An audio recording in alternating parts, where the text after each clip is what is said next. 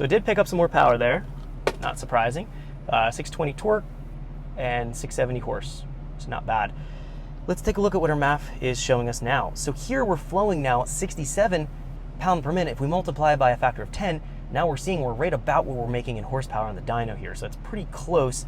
There's 68, 66. So that's pretty decent. Let's take a look at where our torque production is showing. So now we're making 623 torque. Our torque here is showing, we actually have a separate chart versus time for this. You can see our torque here is 590, almost 600. So now our torque registration is more in line with what it should be. So that's actually more reasonable.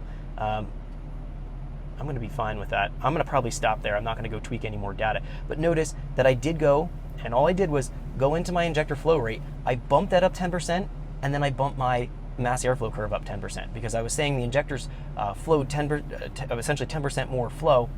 That scaled my injector pulse width down 10%, but then by going in my MAF curve and scaling it up 10%, the net sum would be 0. So we should have no difference in the injector pulse width that's actually sent out to the injector to deliver the fuel we're at. So now we're finding that I didn't change anything in my MAF curve, and we can see that we're pretty much hitting spot on to right where we should be as far as our fuel registration goes here.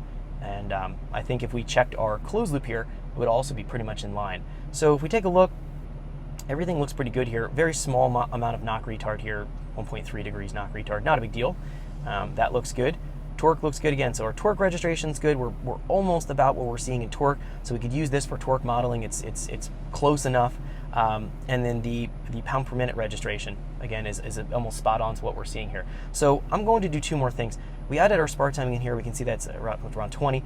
Let's go and add a little bit more timing here on the top end. I'm going to try to add it in maybe at maybe about 55 and higher. And then on the low end here, we were talking about that. We have that area right around 2,000, 2,500 where it dips.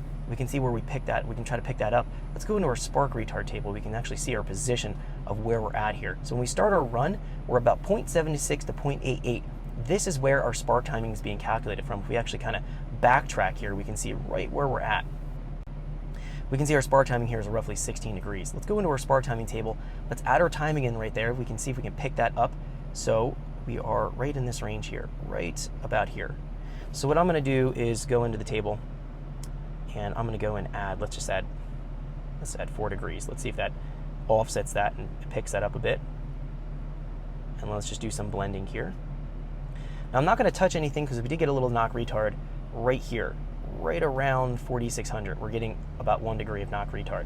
So I'm not going to go any further with that. That's going to correlate to right about here in our table, right in that range. I'm going to go a bit higher than this. I'm going to go maybe 5,600 and higher, and I'm going to go and add, let's just say 2 more degrees of timing, see if we can pick this up just a bit more. I'm going to just do some vertical interpolations here, just vertically interpolate upwards, just blend some of that in, so that looks pretty good. Let's also blend this, just do a horizontal interpolation, just doing spark blending. So now what I'm going to do is take this, I'm going to copy my high octane table, and I'm going to paste it into my low octane. Now, I do want to mention here very quickly, as we're on the topic, as we moved our mass airflow and the airflow registration, note that my cylinder air mass probably changed a lot. Thanks for checking out our teaser clip. If you want to see the rest of this video and more than 500 hours of current EFI training we have to offer, make sure you click right here. If you want to go and check out more teaser clips from this training course, click here, and you don't want to miss any of the videos we're going to be releasing on this channel, so make sure you subscribe and click here. Thanks for watching, and I'll see you guys later.